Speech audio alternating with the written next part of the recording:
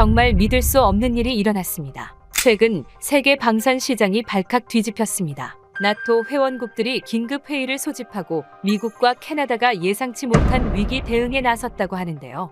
충격적인 건 이 사태를 해결하는 데 핵심적인 역할을 한 나라가 바로 한국이라는 점이죠. 심지어 한 유명 국방 전문가는 놀라운 발언을 했다고 합니다.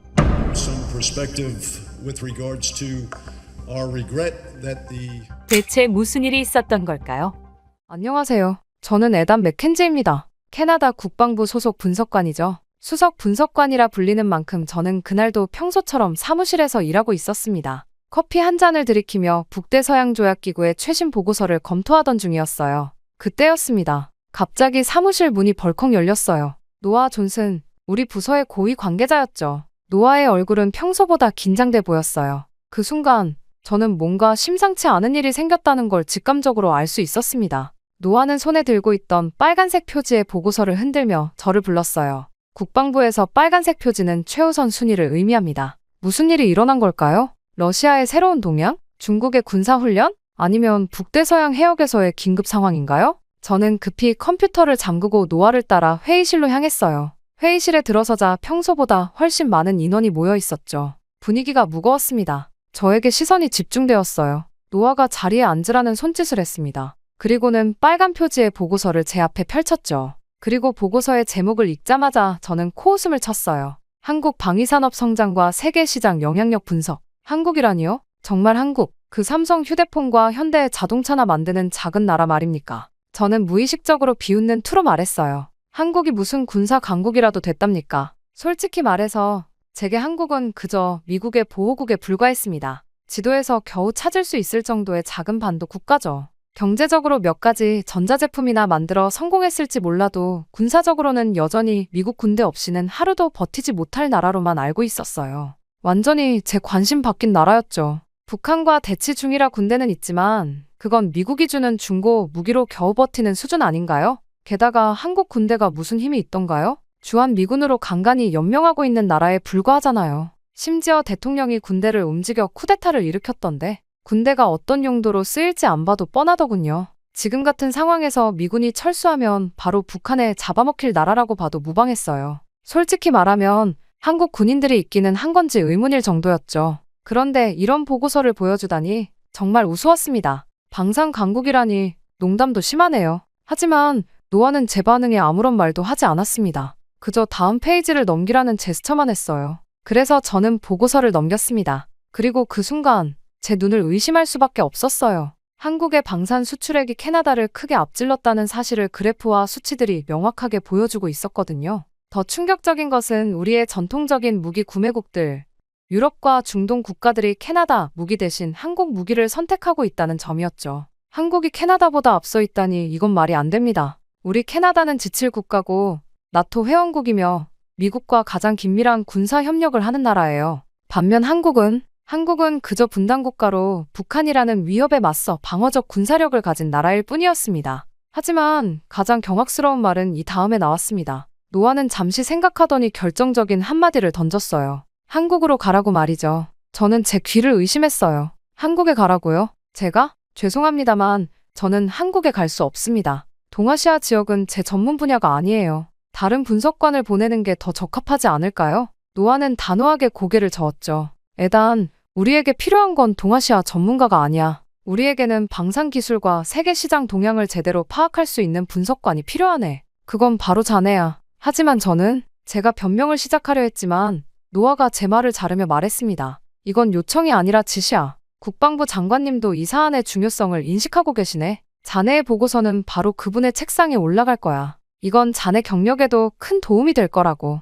이런 식으로 간다면 제 거절은 불복종으로 비칠 수도 있겠다는 생각이 들었어요. 승진은 물론 향후 커리어에도 악영향을 줄 게 분명했습니다. 솔직히 분노가 치밀어 오를 정도였습니다. 한국에 가고 싶지 않았으니까요. 아시아는 제게 너무 낯선 곳이었고 특히 한국은 그저 TV에서 보는 이국적인 나라일 뿐이었으니까요. 하지만 이건 명령이었습니다. 거부할 수 없는 임무였죠. 제 목소리는 굳어 있었어요. 노아는 만족한 듯 미소를 지었습니다. 물론 그때는 알지 못했습니다. 곧 제 인생을 뒤엎을 만한 사건이 일어날 거란 사실을 말이죠. 그날 밤 저는 사무실에서 늦게까지 남아 있었습니다. 남아서 한국이라는 나라가 정말 그렇게 대단한 방위산업을 가지고 있는지 직접 조사해보기로 했죠. 설마 하는 마음으로 검색을 시작했습니다. 한국 방위산업이라고 검색창에 입력했어요. 처음에는 그저 웃음거리를 찾는 심정이었습니다. 아마 과장된 보도자료나 허황된 선전 정도가 나오겠지 생각했죠. 어쩌면 미국이 준 무기를 살짝 개조해서 자국산인 척하는 그런 것들 말입니다.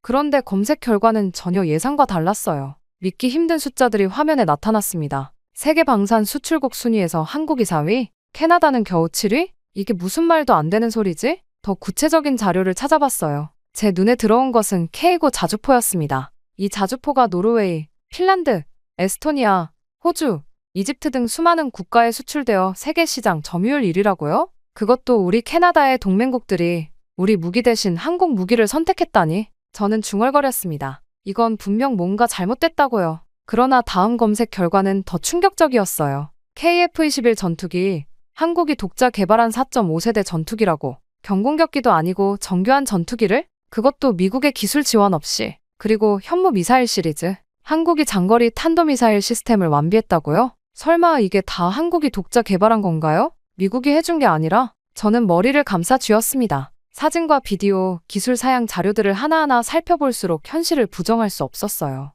국제방산 전시회 영상에서 전 세계 국가들이 한국 무기 앞에 줄을 서서 계약을 체결하는 모습을 직접 확인했습니다. 그리고 그 무기들의 성능이 캐나다 제품보다 우수하다는 평가들. 저는 생각했습니다. 이게 사실이라면 우리가 지금까지 심각한 실수를 하고 있었던 건가? 제 손이 떨렸습니다. 평생 서구 중심의 세계관을 가지고 살아왔어요. 아시아 국가들은 서구의 기술을 모방하는 수준이라고 생각했죠. 특히 한국 같은 나라는 선진국에서 기술을 수입해서 값싼 노동력으로 제품을 만들어 되파는 그런 나라로만 알고 있었습니다. 그런데 제가 팩트체크를 해보니 모든 것이 사실이 아니었어요. 한국은 이미 첨단 방산 기술 분야에서 독자적인 길을 걷고 있었고 캐나다를 훨씬 앞서가고 있었습니다. 노아가 왜 저를 한국에 보내려 하는지 이제 조금 이해가 됐어요. 우리 캐나다는 변화하는 세계 질서에 뒤처지고 있었던 겁니다. 그날 이후로 한 달이 흘렀습니다. 제 책상 위에는 짐이 다 챙겨진 여행 가방이 놓여 있었어요. 캐나다 국방부에서 한국 방위산업을 조사하라는 임무를 받은 저는 드디어 출발하는 날이 됐습니다. 밴쿠버 국제공항의 출국장에 앉아 비행기 탑승을 기다리고 있었어요. 제 손에는 한국에 대한 자료들이 가득했습니다. 한 달간 준비한 자료들이죠. 그럼에도 불구하고 마음은 편치 않았습니다. 일종의 불안감이 계속 저를 따라다녔어요. 이게 전부 과장이길 바란다. 저는 작게 중얼거렸습니다. 그렇지 않으면 우리가 너무 무지했던 거잖아요. 저뿐만 아니라 캐나다 국방부 전체가, 아니 서구 세계 전체가 아시아, 특히 한국을 너무 얕잡아봤던 거죠. 탑승 안내 방송이 나왔습니다. 서울행 직항 비행기에 오를 시간이었어요. 저는 깊은 숨을 내쉬며 일어났습니다. 제 앞에는 13시간의 긴 비행이, 그리고 그 끝에는 전혀 알지 못했던 새로운 세계가 기다리고 있었습니다. 비행기에 오르자 퍼스트 클래스 좌석으로 안내받았습니다. 국방부에서 특별히 신경 써준 모양이에요. 하지만 이런 편안한 좌석도 제 마음의 불안을 덜어주진 못했습니다. 이륙 후 노트북을 펼쳐 준비해온 자료들을 다시 검토했어요. K고 자주포의 기술 사양, KF-21 전투기의 개발 과정, 현무 미사일의 실전 배치 현황. 이 모든 것들이 분명 한국이 독자적으로 개발한 것이라면 캐나다의 방위산업은 어디쯤 위치하고 있는 걸까요? 창밖으로는 끝없는 태평양이 펼쳐져 있었습니다. 마치 제 앞에 놓인 미지의 세계처럼 광활하고 깊었어요. 한국이 정말 우리가 알던 것보다 훨씬 더 발전된 나라라면 우리의 세계관은 어떻게 바뀌어야 할까요? 비행기 안에서 한국 방위산업에 관한 다큐멘터리를 보기 시작했습니다. 한국 기업들이 세계 시장에서 어떻게 선전하고 있는지, 그들의 기술이 얼마나 혁신적인지를 보여주는 내용이었어요. 이건 미국이나 유럽 선진국들의 기술을 따라한 게 아니야. 저는 놀라움을 감추지 못했습니다. 화면 속에는 한국의 독자적인 군사기술 발전 과정이 상세히 나와 있었어요. 제가 알고 있던 세계 질서와는 너무나 다른 모습이었습니다. 한국어 공부도 시작했죠. 기본적인 인사말과 감사 표현 정도는 할 수 있어야 한다고 생각했어요. 하지만 한국어는 생각보다 훨씬 어려웠습니다.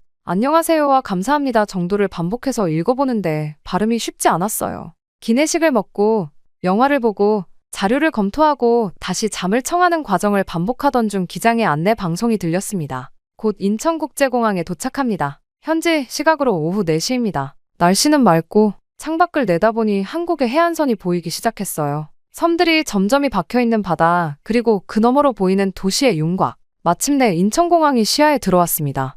인천공항에 착륙한 비행기에서 내리며 저는 창문을 통해 보이는 공항 터미널의 웅장한 모습에 잠시 넋을 잃었습니다. 단순히 크기만 큰 게 아니라 디자인이 근사했어요. 유리와 철골 구조물이 만들어내는 곡선이 마치 파도처럼 흐르는 것 같았습니다. 비행기에서 내려 탑승교를 지나 터미널로 들어서는 순간 제 눈앞에 펼쳐진 광경에 첫 번째 충격을 받았어요. 출입국 심사대가 보이지 않았기 때문입니다. 대신 유리문 같은 게이트가 줄지어 있었고 사람들이 그냥 통과하고 있었죠. 저도 다른 승객들을 따라 그 게이트로 향했습니다. 제 앞사람이 게이트에 서자 카메라가 얼굴을 스캔하더니 바로 통과시켰어요. 제 차례가 되자 불안한 마음으로 게이트 앞에 섰습니다. 게이트에서 영어로 안내 음성이 흘러나왔습니다. 여권을 스캐너에 올리자 카메라가 제 얼굴을 인식했고 몇 초 만에 게이트가 열렸어요. 이게 전부였습니다. 오랜 줄, 까다로운 질문, 지문 등록 같은 절차가 없었죠. 얼굴 인식만으로 출입국 심사가 완료된 겁니다. 저는 놀라서 중얼거렸어요.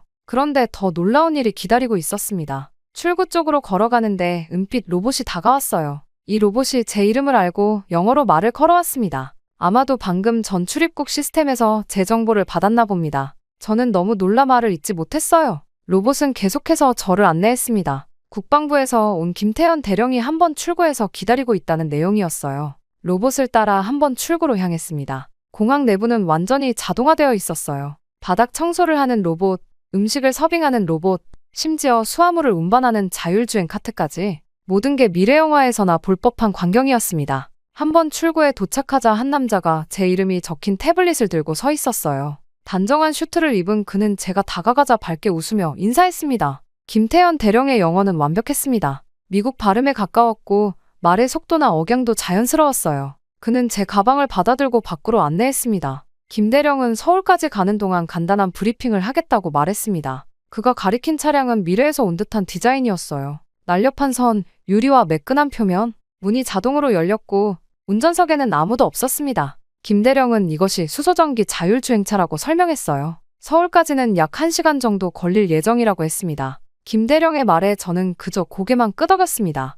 아직 충격에서 벗어나지 못한 상태였어요. 차에 올라타자 차량이 스스로 출발했습니다. 소음도 거의 없었죠. 고속도로에 진입하면서 창밖을 바라봤습니다. 도로 위의 차량들 대부분이 조용한 전기차였어요. 소음과 매연이 없는 고속도로라니. 서울로 향하는 길, 전망대에서 도시 전경이 시야에 들어왔습니다. 초고층 빌딩들이 미래도시처럼 펼쳐져 있었죠. 빌딩 외벽은 모두 태양광 패널로 덮여 있었고 건물들 사이로 푸른 공원과 산책로가 보였습니다. 저는 믿을 수 없다는 듯 중얼거렸어요. 이게 내가 알던 한국이 맞는지 의문이 들었습니다. 다음 날 아침, 호텔에서 김태현 대령의 안내를 받아 한국 국방부로 향했습니다. 서울 용산구에 위치한 국방부 건물은 캐나다 국방부보다 훨씬 현대적이었어요. 보안 검색대를 지나 회의실로 들어서는 순간 저는 또 한 번 놀라움을 금치 못했습니다. 회의실 중앙에는 테이블이 없었어요. 대신 원형의 투명한 디스플레이 패널이 있었고 주변에 의자들이 배치되어 있었습니다. 김 대령이 작은 장치를 조작하자 갑자기 공중에 3D 홀로그램이 나타났어요.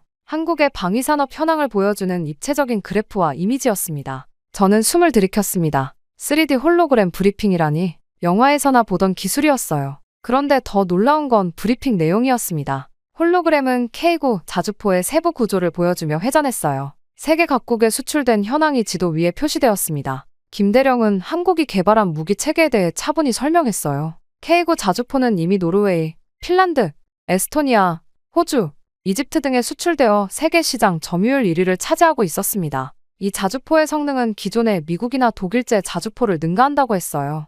홀로그램이 바뀌어 KF-21 전투기가 나타났습니다. 한국이 독자 개발한 4.5세대 전투기로 첨단 스텔스 기능과 인공지능 전투 시스템을 갖추고 있었어요. 이미 동남아시아 국가들과 수출 계약을 맺었다고 합니다. 장거리 탄도미사일 현무 시리즈도 소개됐습니다. 사거리 800km 이상의 미사일을 독자 개발했다는 사실이 충격적이었어요. 이어서 AI 드론 시스템이 등장했습니다. 수백 대의 드론이 집단 지능으로 작전을 수행하는 영상을 보면서 저는 마치 공상과학 영화를 보는 듯한 기분이었습니다. 더 놀라운 것은 수출 통계였어요.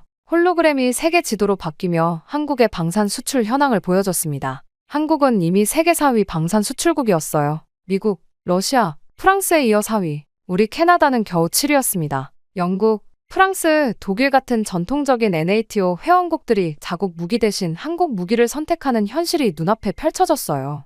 북대서양조약기구의 회원국들이, 우리의 동맹국들이 한국 무기를 선택한다니 도저히 믿기지 않았습니다. 김대령은 차분하게 설명을 이어갔어요. 한국은 단순한 방어 국가가 아니라고 했습니다. 이미 세계 4위 방산 수출국이며 유럽 국가들도 한국산 무기를 채택하고 있다고 설명했어요. 그의 말을 들으며 저는 충격에 빠졌습니다. 제가 평생 믿어왔던 아시아는 서구보다 뒤처져 있다 는 생각이 완전히 무너지고 있었어요. 이건 단순한 기술 추격이 아니었습니다. 한국은 이미 많은 분야에서 서구를 앞서가고 있었어요. 국방부 회의실을 나오면서 제 세계관이 크게 흔들리고 있었습니다. 서구 중심적 사고가 무너지고 새로운 현실이 눈앞에 펼쳐지고 있었어요. 김대령은 저를 별도의 화상 회의실로 안내했습니다. 맥켄지 씨, 지금부터 미국 국방부 동아시아 전략 담당 마이클 스콧과 화상 회의가 있을 예정입니다. 캐나다 국방부에서도 참여하십니다. 화상 회의실에 들어서자 대형 스크린에는 이미 2개의 창이 열려 있었어요. 하나는 제가 잘 아는 캐나다 국방부의 회의실이었고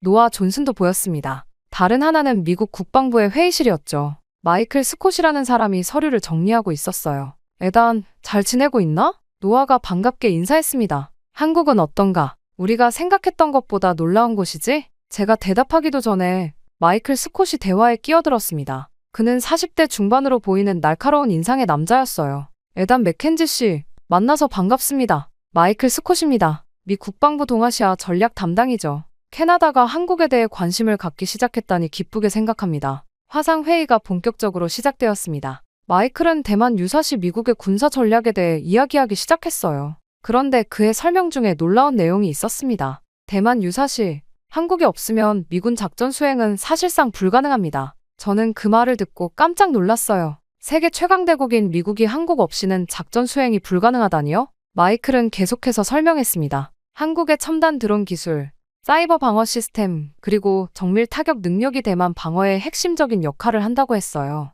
특히 중국의 대규모 사이버 공격과 대공 방어 시스템을 무력화하는 데 한국의 기술이 필수적이라고 설명했습니다. 더 놀라운 사실은 그 다음이었어요. 마이클은 미국이 이미 한국에 AI 전투 시스템을 도입하고 있다고 밝혔습니다. 한국의 방공식별 AI가 미공군의 방공 시스템보다 오탐지율이 30% 낮고 반응 속도는 2배 빠르다는 통계까지 공개했어요. 이게 말이 됩니까? 미국이 한국을 필요로 한다고요? 세계 최강대국이? 제 목소리에는 의심이 가득했습니다. 지금까지 저는 미국이 한국을 보호하는 일방적인 관계라고만 생각했거든요. 그런데 이제는 미국이 한국의 기술을 필요로 한다니요? 마이클은 단호하게 답했습니다. 한국은 단순한 동맹이 아니라 이제 군사기술 파트너라고 했어요. 캐나다도 한국을 무시할 때가 아니라는 말도 덧붙였습니다. 화상 회의 내내 노아는 거의 말이 없었어요. 그저 고개를 끄덕이며 메모를 하는 것이 전부였습니다. 아마도 그도 이런 현실에 충격을 받은 듯했어요. 회의가 끝나고 스크린이 꺼진 후 저는 조용히 생각에 잠겼습니다.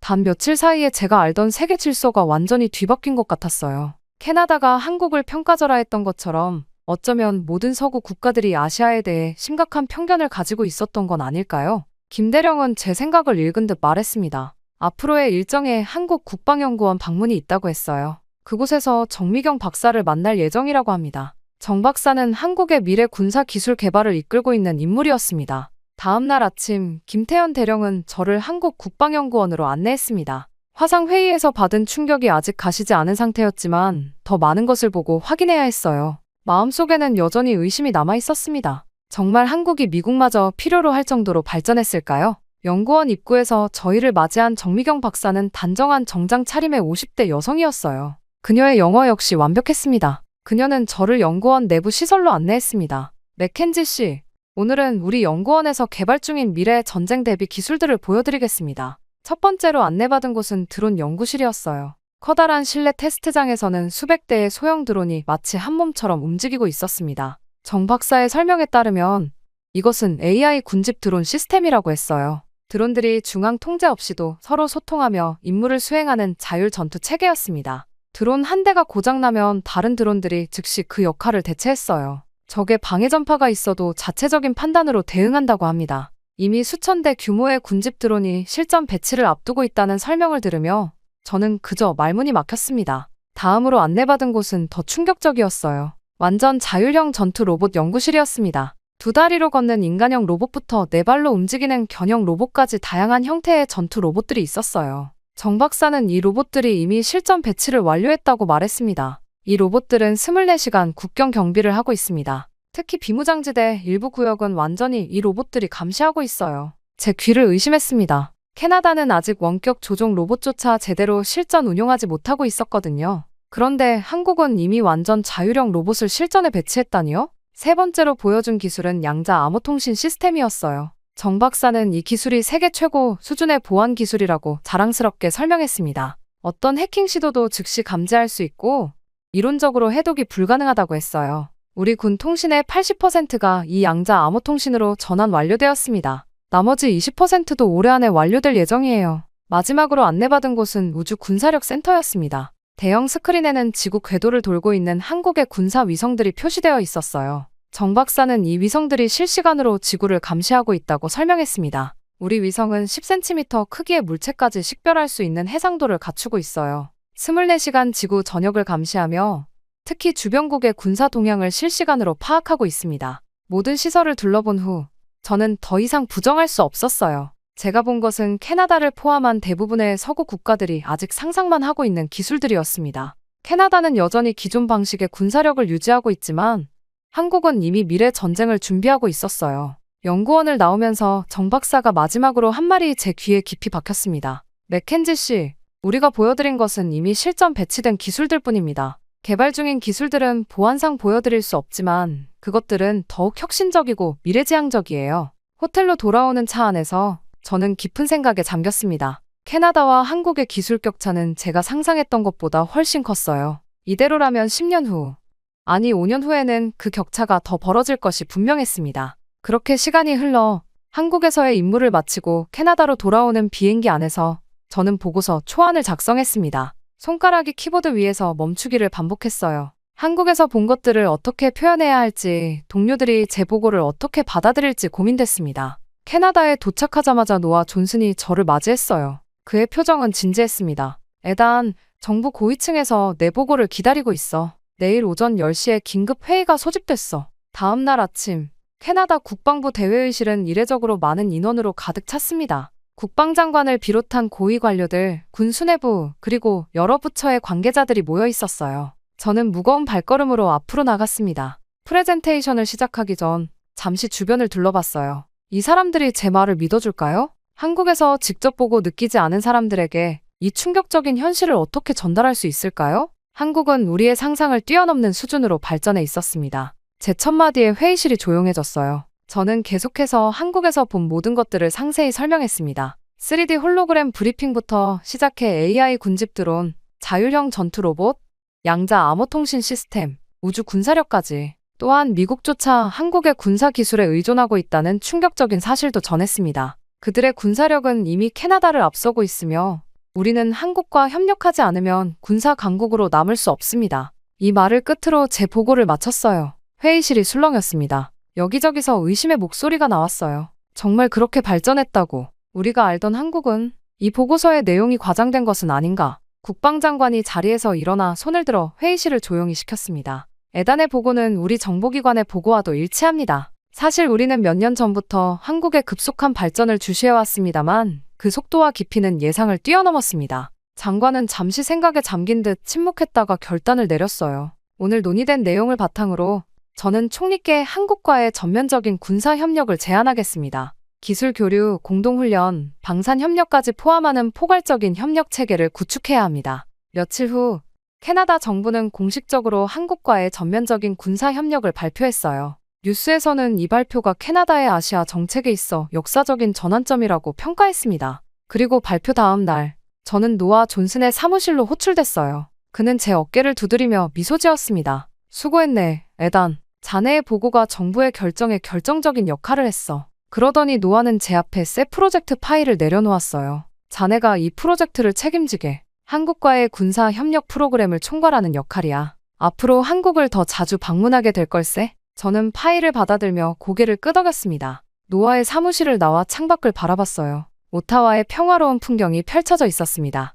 제가 한국으로 출발하기 전 캐나다는 우리가 아시아에서 배울 것이 없다 고 믿고 있었어요. 그런 오만함이 얼마나 위험한지를 이제야 깨달았습니다. 사무실로 돌아오는 길에 저는 결심했어요. 이제는 우리가 한국을 배워야 할 때입니다. 단순히 기술만이 아니라 그들의 혁신 정신, 도전 정신, 그리고 미래를 준비하는 자세까지. 캐나다가 세계 무대에서 계속 중요한 역할을 하려면 우리는 변화해야 합니다. 그리고 그 변화는 바로 지금 제 손으로부터 시작되는 것입니다. 충격적인 일이 일어났습니다. 최근 예일대학교 역사 강의에서 한국인 학생의 발언이 강의실을 완전히 뒤집어 놓았다고 합니다. 심지어 일본인 교수조차 당황한 모습을 보였다고 하는데요. 이 사건 이후 캠퍼스에서는 동아시아 역사에 대한 논쟁이 끊이지 않고 있으며 일부 학생들은 기존에 배웠던 역사적 관점을 재평가해야 한다 라고 주장하고 있다고 합니다.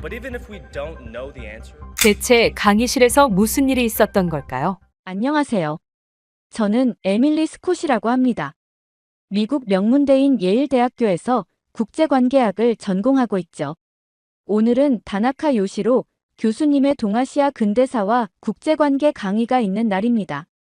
다나카 교수님은 일본 출신의 역사학자로 날카로운 분석력과 폭넓은 지식으로 학생들 사이에서 인기가 많은 분이셨어요. 강의실에 들어서자 다양한 국적의 학생들이 모여 있었습니다. 저는 늘 앉던 자리, 강의실 중앙에 자리를 잡았습니다. 노트북을 펴고 오늘 배울 내용을 생각하니 기대가 되었죠. 특히 동아시아 역사는 제게 흥미로운 주제였거든요. 물론 딱 한 나라만 빼고요. 바로 한국이요. 저는 한국에 대해서는 완전히 무시하는 태도를 갖고 있었어요. 세계 무대에서 아무런 존재감도 없는 국가라고 생각했죠. 중국과 일본 사이에 껴서 그저 운 좋게 살아남은 작은 반도 국가, 역사적으로도 늘 주변국의 꼭두각시에 불과했던 나라. 이런 경멸적인 생각이 제 머릿속에 깊이 박혀 있었습니다. 미국에서 태어나고 자란 저로서는 아시아에서는 중국과 일본만이 가치 있는 연구 대상이라고 여겼어요. 한국 같은 나라는 그저 지도상의 작은 점에 불과하다고 생각했죠. 국제 정치학을 공부하는 학생으로서 시간 낭비하지 않기 위해 중요한 국가들에만 집중해야 한다고 믿었으니까요. 한국 문화, 그저 일본과 중국 문화의 저급한 모방에 불과하다고 치부했습니다. 게다가 요즘에는 대통령도 없는 그런 국가와 누가 손을 잡고 싶겠어요? 나라 돌아가는 꼴을 보면 그 나라의 역사도 알 수가 있죠. 그래서 저는 기도했습니다. 부디 한국만큼은 강의에서 다루지 않기를 말이죠. 강의실에는 미국 학생들 외에도 중국, 일본, 한국 출신 학생들이 눈에 띄었습니다. 저 앞쪽에는 항상 열심히 필기하는 일본 학생들이 모여 있었고 창가 쪽에는 중국 학생들이 앉아 있었죠. 한국 학생들은 그리 많지 않았지만 뒤쪽에 몇 명이 모여 있는 것이 보였습니다. 다나카 교수님이 강의실에 들어오자 소란스럽던 강의실이 갑자기 조용해졌습니다. 교수님은 항상 정장 차림의 단정한 외모를 유지하셨죠. 오늘도 변함없이 깔끔한 모습으로 강단에 올라 강의를 시작하셨습니다. 여러분, 안녕하세요. 오늘은 동아시아 근대사의 주요 사건들과 그 여파에 대해 이야기해 보겠습니다. 교수님의 목소리는 강의실을 가득 채웠습니다. 저는 노트북으로 필기를 시작했어요. 교수님은 먼저 19세기 말부터 20세기 초까지의 동아시아 정세에 대해 설명하셨습니다. 청일전쟁, 러일전쟁부터 시작해 일본의 제국주의 확장에 대한 내용이었죠. 특히 일본이 아시아에서 유일하게 서구 열강에 맞서 근대화에 성공한 나라라는 교수님의 말씀이 인상적이었습니다. 교수님의 강의는 계속 이어졌고 저는 동아시아 각국이 근대화 과정에서 겪은 어려움들에 대해 배웠습니다. 중국의 국민혁명, 반일 감정의 고조, 일본의 군국주의화까지. 그런데 갑자기 교수님의 목소리가 달라졌습니다. 뭔가 강조하고 싶은 내용이 있는 듯했죠. 이제부터는 일본과 한국의 관계에 대해 이야기해 보겠습니다. 저는 귀를 기울였습니다. 솔직히 일본과 한국의 관계에 대해서는 크게 관심을 두지 않았었거든요. 하지만 교수님의 말투가 갑자기 바뀌었다는 것이 흥미를 끌었습니다. 뭔가 논쟁적인 주제를 꺼내려는 듯한 느낌이 들었어요. 강의실의 공기가 갑자기 팽팽해진 것도 느껴졌습니다. 특히 한국 학생들이 앉아있는 쪽에서 긴장감이 감돌았죠. 저는 그때까지만 해도 왜 그런지 이해하지 못했습니다. 그저 평범한 역사 강의라고만 생각했으니까요. 다나카 교수님이 칠판에 한일병합이라는 단어를 적으셨습니다. 그리고 이어서 말씀하셨죠. 이제 여러분들이 관심 있어 할 만한 주제로 넘어가 보겠습니다. 바로 일본의 한국 통치 시기에 관한 내용입니다. 강의실은 더욱 조용해졌습니다. 일본 학생들은 열심히 필기를 시작했고 한국 학생들은 긴장한 표정으로 교수님을 주시했습니다. 저는 그저 흥미로운 역사적 사실을 배우게 될 거라고 생각했죠.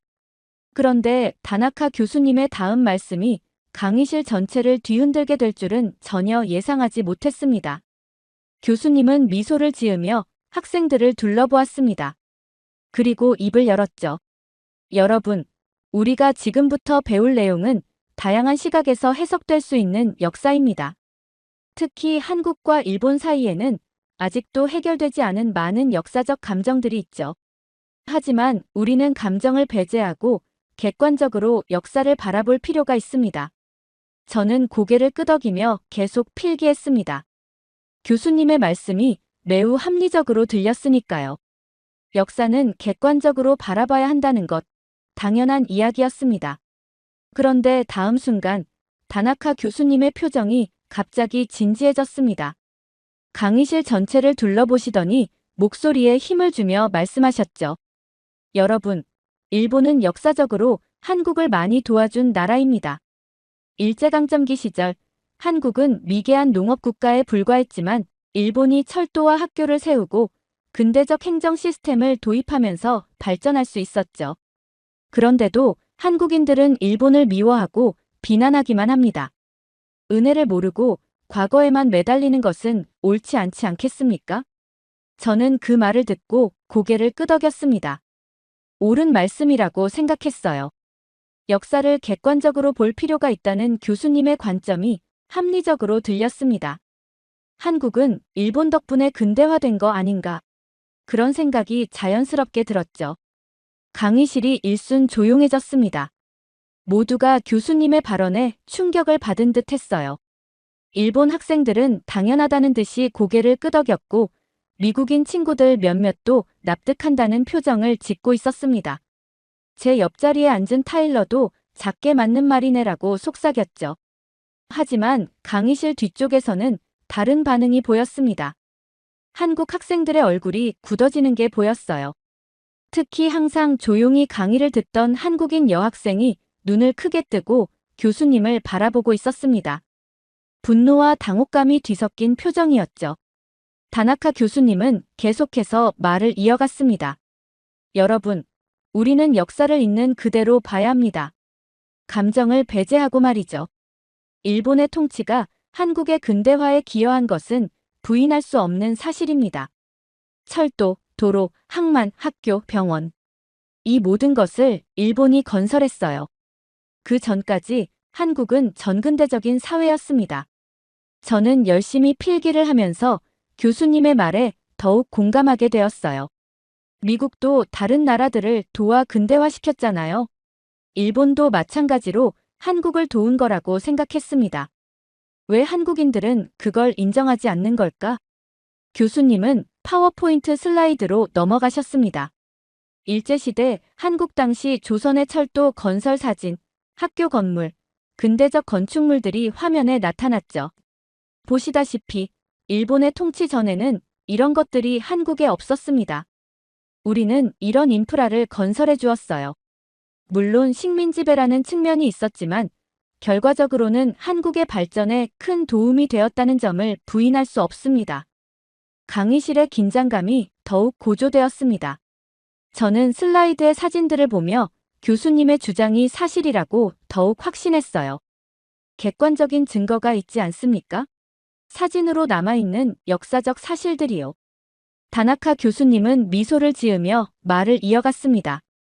한국인들은 항상 일본의 식민 지배만을 비난하지만 그 시기에 한국이 얼마나 발전했는지는 언급하지 않습니다. 이것이 균형 잡힌 역사 인식일까요? 저는 그렇게 생각하지 않습니다. 저는 교수님의 말에 완전히 설득되었습니다. 역사는 항상 양면이 있는 법이죠. 한국인들은 왜 자신들이 받은 혜택은 인정하지 않고 부정적인 측면만 강조하는 걸까요? 이런 생각이 제 머릿속을 스쳐 지나갔습니다. 일본 학생들은 더욱 고개를 끄덕이며 교수님의 주장에 동조했고, 중국 학생들은 표정 변화 없이 그저 필기만 하고 있었습니다. 하지만 한국 학생들 쪽에서는 불편한 기색이 역력했어요. 몇몇은 얼굴이 붉어져 있었고 서로 귓속말을 나누는 학생들도 있었습니다. 저는 그저 객관적인 역사적 사실을 배우는 중이라고 생각했어요. 다나카 교수님의 주장이 너무나 합리적으로 들렸거든요. 사실 저는 한국에 대해 아는 것이 거의 없었으니까 교수님의 말씀을 그대로 받아들였습니다. 전문가의 의견이니까요. 다나카 교수님이 다시 한번 강의실을 둘러보셨습니다. 그리고 말씀하셨죠. 물론 이것은 제 개인적인 견해이기도 합니다. 하지만 역사적 사실에 기반한 견해죠. 여러분도 한국과 일본의 관계를 이해할 때 감정이 아닌 사실에 기반해서 판단하시길 바랍니다. 강의실은 여전히 침묵에 휩싸여 있었습니다. 그런데 그때 뜻밖의 일이 일어났어요. 강의실 뒤쪽에서 한 여학생이 벌떡 일어났습니다. 한국인 학생이었죠. 그녀의 이름은 이서연입니다. 평소 조용하게 강의를 듣던 학생이었는데 지금은 완전히 달라 보였어요. 얼굴은 상기되어 있었고 눈빛에는 강한 결의가 담겨 있었습니다. 교수님, 지금 일본이 한국을 도와줬다고 말씀하셨습니까? 서연의 목소리는 떨리고 있었지만 또렷하게 강의실 전체에 울려 퍼졌습니다. 모든 학생들이 그녀를 바라보았죠. 저도 깜짝 놀라 뒤를 돌아보았습니다. 일본이 한국을 식민 지배하면서 수많은 한국인들이 목숨을 잃고 고통을 받았습니다. 그리고 그것은 단순한 발전의 과정이 아니라 강제적인 억압과 수탈이었습니다. 서연의 목소리에는 분노와 슬픔이 뒤섞여 있었어요. 강의실이 다시 한번 술렁였습니다. 일본 학생들은 불편한 표정을 지었고 다른 학생들은 호기심 어린 눈으로 서연과 교수님을 번갈아 바라보았죠. 저는 솔직히 당황스러웠습니다. 수업 중간에 교수님의 말씀에 정면으로 반박하다니 예상하지 못한 상황이었어요. 다나카 교수님은 오히려 흥미롭다는 듯 미소를 지으며 서연을 바라보았습니다. 그리고 침착하게 반문했죠. 하지만 서연 학생, 식민 지배가 그렇게 나쁜 것만은 아니었습니다. 결국 한국도 근대화가 되었으니까요. 교수님의 말에 일본 학생들이 고개를 끄덕였습니다. 저 역시 교수님의 말이 일리 있다고 생각했어요. 모든 역사적 사건에는 부정적인 면과 긍정적인 면이 공존하는 법이니까요. 그런데 서연의 얼굴이 더욱 굳어졌습니다. 서연은 단호하게 고개를 저었어요. 그리고 더욱 확고한 목소리로 말을 이어갔습니다. 교수님, 일제강점기 동안 한국의 독립운동가들이 목숨을 걸고 저항했던 이유를 아십니까? 강의실은 완전히 조용해졌습니다. 모든 학생들이 숨죽이고 그녀의 말을 듣고 있었죠. 저조차도 갑자기 호기심이 생겼습니다. 서연이 무슨 이야기를 하려는 걸까요? 대표적인 예로 유관순 열사를 들 수 있습니다. 17세의 어린 소녀가 대한독립 만세를 외쳤다는 이유로 일본 경찰에게 끌려가 끔찍한 고문을 당하고 끝내 목숨을 잃었습니다. 이게 과연 일본이 한국을 도와준 결과입니까? 서연의 목소리가 약간 떨렸습니다. 감정이 북받친 듯 했어요. 강의실은 점점 무거운 분위기로 변했습니다. 일부 학생들은 놀란 표정을 지었고 일본 학생들은 고개를 숙였습니다. 저는 유관순이라는 이름을 처음 들어봤어요. 17살 소녀가 독립을 외치다 목숨을 잃었다고요? 갑자기 교수님의 주장이 그렇게 확실하게 들리지 않았습니다. 저도 모르게 더 알고 싶다는 생각이 들었죠. 다나카 교수님은 여전히 침착한 표정이었지만 조금은 당황한 기색이 역력했습니다. 서연의 구체적인 예시에 어떻게 대응해야 할지 고민하는 듯 했어요. 그건 불행한 사건이었죠. 하지만 역사에는 항상 희생이 따르는 법입니다. 큰 그림에서 보면 교수님의 말이 끝나기도 전에 서연이 다시 말을 이었습니다. 교수님, 그 큰 그림이라는 것은 누구의 시각에서 바라본 것인가요? 일본의 시각에서는 식민 지배가 정당화될 수 있을지 모르지만 한국인들에게는 그저 고통과 억압의 시간이었습니다. 서연의 말에 강의실의 분위기가 달라졌습니다. 몇몇 학생들이 고개를 끄덕이기 시작했고, 심지어 일부 미국인 학생들도 서연의 말에 공감하는 듯 했어요. 저는 혼란스러웠습니다. 지금까지 교수님의 말씀만 듣고 판단했던 제 자신이 부끄러워졌어요. 서연은 계속해서 말을 이어갔습니다. 그녀의 목소리는 이제 더 이상 떨리지 않았어요. 오히려 더욱 단단하고 확신에 찬 목소리였습니다. 역사는 항상 승자의 시각에서 쓰이기 마련입니다. 하지만 그것이 진실이라고 할 수는 없죠. 일본이 한국의 학교와 철도를 지었다는 것은 사실일 수 있습니다. 하지만 그것이 한국인들을 위한 것이었나요? 아니면 일본의 식민 지배를 더욱 효율적으로 만들기 위한 것이었나요? 저는 서연의 말을 듣고 있으면서 점점 더 생각이 깊어졌습니다. 그녀의 논리가 설득력 있게 들렸거든요. 하지만 서연은 거기서 멈추지 않았습니다. 그녀는 잠시 숨을 고른 후 침착하지만 단호한 목소리로 말을 이어갔어요. 그리고 또 하나의 진실, 위안부 문제에 대해 아십니까? 위안부라는 단어를 들었을 때 강의실의 분위기가 갑자기 더 무거워졌습니다. 일본 학생들은 자리에서 몸을 움츠렸고 다른 학생들은 호기심 어린 눈빛으로 서연을 바라보았죠. 저는 위안부에 대해 희미하게 들어본 적이 있지만 자세히는 알지 못했어요. 10대 소녀들이 일본군에 의해 강제로 끌려가 끔찍한 일을 당해야 했습니다. 서연의 목소리가 약간 떨렸습니다. 분노와 슬픔이 뒤섞인 감정이 느껴졌어요. 그들은 원해서 간 것이 아닙니다. 단순히 일본군을 위해 봉사한 것도 아닙니다. 강제로 끌려가 인권을 유린당한 것입니다. 학생들 중 몇몇은 숨을 삼켰습니다. 저도 충격을 받았어요. 10대 소녀들이 군인들에게 강제로 끌려갔다니 상상하기 어려운 일이었죠. 그들이 지금도 일본 정부의 진정한 사과를 받지 못하고 있다는 사실을 교수님께서는 알고 계십니까? 서연의 질문은 날카로웠습니다. 그녀의 눈빛은 교수님을 똑바로 응시하고 있었죠. 일본인 학생들은 불편한 기색을 감추지 못했고 일부 미국 학생들은 놀란 표정으로 교수와 서연을 번갈아 보았습니다. 다나카 교수님은 잠시 침묵했습니다. 그러다 천천히 입을 열었죠. 위안부 문제는 복잡한 문제입니다. 역사적 자료가 충분하지 않고 여러 해석이 존재하죠. 서연의 얼굴이 더욱 굳어졌습니다. 그녀는 가방에서 노트북을 꺼내더니 빠르게 무언가를 검색했어요.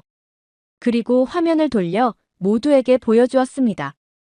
이것은 위안부 피해자 할머니들의 증언 영상입니다. 그들은 80년이 넘는 세월이 지난 지금도 그 아픔을 생생하게 기억하고 있습니다. 이것이 해석의 문제일까요? 강의실은 완전히 조용해졌습니다. 영상 속에서 한 할머니의 떨리는 목소리가 흘러나왔어요. 일본군에게 끌려가 당한 끔찍한 경험을 이야기하는 내용이었습니다. 너무 충격적이어서 듣고 있기 힘들 정도였죠. 저는 그제서야 깨달았습니다. 역사에는 정말 다양한 시각이 있다는 것을요. 지금까지 저는 단지 교수님의 말씀만 듣고 판단했지만 그것은 단지 한쪽 면만을 보여주는 것이었습니다. 한국인들이 겪은 고통과 아픔은 어디에도 언급되지 않았던 거죠. 서연이 다시 말을 이었습니다. 교수님, 일본은 위안부 문제에 대해 여전히 제대로 된 인정과 사과를 하지 않고 있습니다. 오히려 역사를 왜곡하고 피해자들의 증언을 부정하려 하고 있죠. 이게 과연 올바른 역사 인식일까요? 다나카 교수님은 당황한 기색이 역력했습니다. 그는 말을 더듬으며 대답했어요. 그것은 정치적인 문제이기도 합니다. 학문적으로 접근해야. 서연은 교수님의 말을 자르고 계속 이어갔습니다. 교수님, 인간의 존엄성과 인권 문제를 단순히 정치적인 문제라고 치부할 수는 없습니다. 이것은 보편적인 인류의 가치에 관한 문제입니다. 강의실의 공기가 점점 더 무거워졌습니다. 서연의 말에 몇몇 학생들이 고개를 끄덕이기 시작했어요. 심지어 일부 일본 학생들조차도 불편한 표정을 지으며 생각에 잠긴 듯 했습니다. 저는 서연의 말에 완전히 압도되었어요. 한국과 일본의 역사적 관계에 대해 이렇게 깊이 생각해 본 적이 없었거든요. 지금까지 제가 가지고 있던 편견들이 하나둘씩 무너지는 느낌이었습니다. 서연은 노트북을 닫으며 마지막으로 말했습니다. 역사는 단순히 승자의 관점에서만 기록되어서는 안 됩니다. 피해자들의 목소리도 함께 들어야 합니다. 그것이 진정한 역사 연구의 자세가 아닐까요? 저는 서연의 말에 깊은 공감을 느꼈습니다. 그녀의 용기 있는 발언이 존경스러웠어요. 한 사람이 일어나 진실을 말하는 것, 그것이 얼마나 큰 힘을 가지는지 직접 목격하고 있었습니다. 강의실은 여전히 침묵에 휩싸여 있었어요. 다나카 교수님은 말없이 서연을 바라보고 있었고 학생들도 각자의 생각에 잠겨 있는 듯 했습니다. 이런 무거운 침묵이 몇 초간 이어지다가 결국 다나카 교수님이 잠시 목을 가다듬고 입을 열었습니다. 하지만 과거는 과거일 뿐입니다. 우리는 미래를 향해 나아가야 하지 않겠습니까? 교수님의 목소리는 평소보다 조금 높았고 얼굴에는 어색한 웃음이 번졌습니다. 그의 말은 강의실을 채우기에는 너무 가벼워 보였어요. 저는 그 순간 교수님이 정말 당혹스러워하고 있다는 것을 느꼈습니다. 지금까지 한 번도 본 적 없는 모습이었죠. 서연은 잠시 깊게 숨을 들이쉬었습니다. 그리고 다시 단호한 목소리로 말을 이었어요. 과거를 잊고 미래로 나아갈 수 있는 건 가해자가 진정으로 반성할 때 가능한 일입니다. 그녀의 말에 강의실이 다시 술렁였습니다. 몇몇 학생들은 고개를 끄덕이며 동의의 뜻을 표했고 심지어 일부 일본 학생들도 생각에 잠긴 표정이었어요. 서연의 말이 모두의 마음에 와닿고 있었습니다. 교수님께서는 일본이 진정한 사과를 했다고 생각하십니까? 그렇다면 왜 일본 정부는 아직도 역사 왜곡을 시도하고 있습니까? 서연의 질문은 날카로웠습니다. 다나카 교수님은 그 질문 앞에서 말문이 막힌 듯 했어요. 그저 서연을 바라볼 뿐이었죠.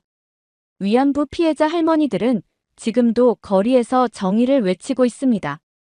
그것이 과거의 일이라며 덮어야 하는 문제입니까? 서연의 마지막 질문에 교수님은 완전히 말을 잇지 못했습니다. 그의 자신감 넘치던 표정은 이제 없어지고 그저 당황한 기색만 역력했어요.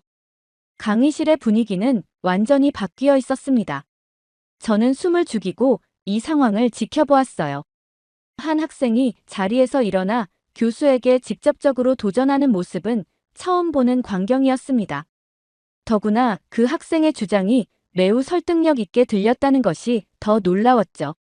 잠시 후 다나카 교수님은 어색하게 목을 가다듬으며 말했습니다. 서연 학생의 의견도 존중합니다. 역사는 다양한 시각에서 해석될 수 있으니까요. 오늘의 토론은 여기까지 하고 다음 주제로 넘어가겠습니다. 하지만 이미 강의실의 공기는 완전히 달라져 있었어요. 몇몇 학생들은 교수님이 서연의 질문에 제대로 답하지 않았다는 것에 불만스러운 표정을 지었습니다. 심지어 항상 교수님의 말에 고개를 끄덕이던 일본 학생들 중에서도 생각에 잠긴 표정들이 보였어요. 교수님은 서둘러 다음 슬라이드로 넘어갔지만 더 이상 강의실을 장악하지 못하는 듯 했습니다.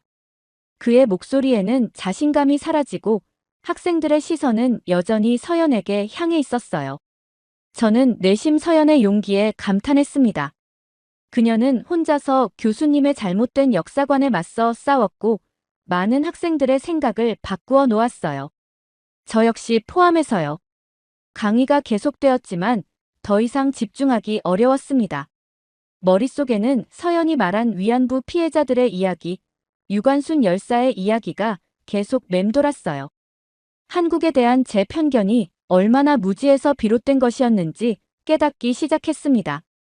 교수님은 계속해서 강의를 이어가려 했지만 그의 목소리는 힘이 없어 보였어요. 서연의 질문은 그저 하나의 질문이 아니라 그의 역사관 전체를 뒤흔드는 도전이었던 것 같습니다. 강의실의 분위기는 이전과는 완전히 달랐어요. 서연의 용기 있는 발언 덕분에 학생들은 이제 교수님의 말을 무조건적으로 받아들이는 것이 아니라 비판적으로 생각하기 시작한 것 같았습니다. 저는 노트북에 필기를 하는 척하면서도 계속해서 서연을 흘깃 바라보았어요. 오늘 그녀에게서 역사적 사실 이상의 것을 배웠다는 생각이 들었습니다. 진실을 위해 목소리를 높이는 용기, 그것이 얼마나 중요한지를 말이죠. 강의가 끝나고 학생들이 하나둘 강의실을 빠져나갔습니다. 저는 평소와 달리 서둘러 자리를 떠나지 않고 노트북을 천천히 가방에 집어넣으며 생각에 잠겼어요. 지금까지 들었던 다나카 교수님의 이야기만을 맹목적으로 믿고 있었다는 사실이 부끄러웠습니다. 서연의 말이 계속해서 제 마음속을 울렸어요. 유관순 열사의 이야기, 위안부 할머니들의 이야기, 그리고 그녀가 말한 진정한 반성에 대한 이야기까지. 그 모든 것이 제가 한국에 대해 가지고 있던 편견을 하나둘 무너뜨리고 있었습니다. 갑자기 깨달았어요. 한국이 단순한 작은 나라가 아니라 역사적으로 엄청난 고통을 겪어왔고 그럼에도 불구하고 저항하고 싸워온 나라라는 것을요. 그들의 역사는 단순히 일본의 식민 지배 아래 근대화된 것이 아니라 외부의 압박과 고통 속에서도 자신들의 정체성을 지키기 위해 끊임없이 노력해온 투쟁의 역사였던 거죠. 저는 고개를 들어 강의실을 둘러보았습니다. 몇몇 학생들은 이미 나가고 없었고 다나카 교수님도 자신의 노트북을 정리하며 자리를 뜨려는 참이었어요. 그런데 뒤쪽에 서연이 아직 남아있는 것이 보였습니다. 그녀도 저처럼 천천히 짐을 싸고 있었죠. 저는 용기를 내어 그녀에게 다가갔습니다. 안녕, 서연. 너의 발언이 정말 인상적이었어. 제 말에 서연은 잠시 놀란 듯 했지만 곧 미소를 지었습니다. 고마워, 에밀리. 쉬운 일은 아니었지만 말하지 않을 수 없었어. 저는 솔직하게 말했습니다. 사실 나는 지금까지 한국에 대해 너무 무지했어. 단지 작은 나라일 뿐이라고 생각했고 중국과 일본 사이에 끼인 별 중요하지 않은 나라라고 생각했어. 서연은 이해한다는 듯 고개를 끄덕였습니다. 많은 사람들이 그렇게 생각해. 한국의 역사나 문화에 대해 배울 기회가 많지 않으니까. 저는 부끄러움을 느끼며 계속 말했습니다. 다나카 교수님의 말만 들었을 때는 일본이 정말 한국의 발전을 도왔다고 생각했어. 하지만 내가 말한 유관순 열사와 위안부 할머니들의 이야기를 듣고 나니 그게 얼마나 일방적인 시각이었는지 깨달았어. 서연의 눈빛이 밝아졌습니다. 그녀는 제 말에 진심으로 기뻐하는 것 같았어요. 그렇게 생각해줘서 고마워, 에밀리. 사실 오늘 발언하기 전에 많이 망설였어. 아무도 내 말에 공감하지 않을까봐 걱정했거든. 저는 고개를 저었습니다. 아니야, 내 말이 맞아. 역사는 다양한 시각에서 바라봐야 하는 거야. 특히 피해자들의 목소리를 듣는 것이 중요하다는 내 말에 완전히 동의해. 저는 서연에게 물었습니다. 내가 말한 것들을 더 공부해보고 싶어. 혹시 추천할 자료가 있을까? 서연은 처음에는 놀란 듯 저를 바라보았습니다. 아마도 자신의 발언에 동조하는 미국 학생이 나타날 거라고는 예상하지 못했던 것 같아요. 하지만 곧 그녀의 얼굴에는 따뜻한 미소가 번졌습니다. 물론이지. 그리고 역사에 관심을 가져줘서 고마워. 서연은 바로 자신의 노트에서 몇 가지 책 제목과 다큐멘터리 제목을 적어 저에게 건네주었어요. 그리고 이메일 주소도 교환했죠. 한국 역사에 대해 궁금한 것이 있으면 언제든 물어보라고 했습니다. 그 순간 아직 떠나지 않고 강의실에 있던 다른 학생들도 하나둘 관심을 보이기 시작했어요.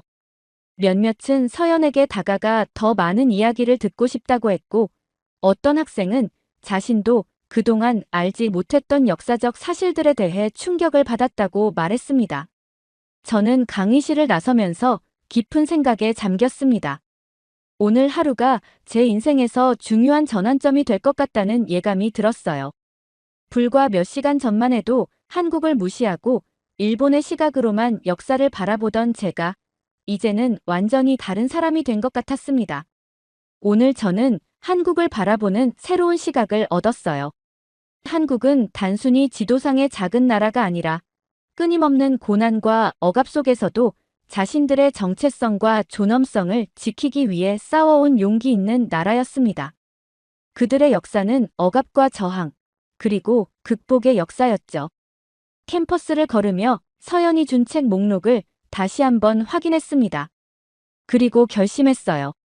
한국의 역사와 문화에 대해 더 깊이 배워보겠다고. 무지에서 비롯된 편견을 버리고 진실을 알아가는 여정을 시작하겠다고 말이죠. 다음 학기에는 한국어 수업도 들어볼 생각입니다.